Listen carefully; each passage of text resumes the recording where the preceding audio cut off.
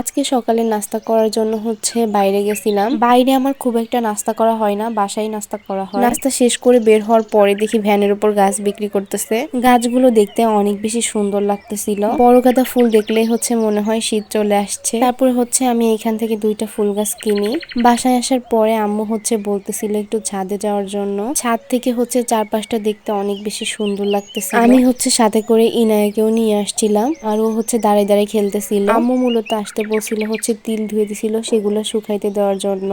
ছাদে দেখলাম কয়েকটা গাছও হয়েছে সুন্দর। তারপরে দুপুরে গোসল করে খাবার খাইতে বসি। আর আজকে আম্মু মাছ রান্না করছিল। শীতের সময় শীতের নতুন নতুন সবজি দিয়ে মাছ রান্না করলে কিন্তু খাইতে অনেক বেশি মজা লাগে। বিকালের দিকে আমরা বাসার সবাই হাঁটতে বের হয়েছিলাম। তারপরে বাসায় আসার পরে আমি সবার জন্য চা বানাই। তারপরে আমি পড়তে বসি। সামনেই আমার ভর্তি পরীক্ষা, এই জন্য অনেক বেশি করে পড়তে হবে, ভালো করে প্রিপারেশন নিতে হবে। সবাই আমার জন্য বেশি বেশি করে দোয়া করবেন।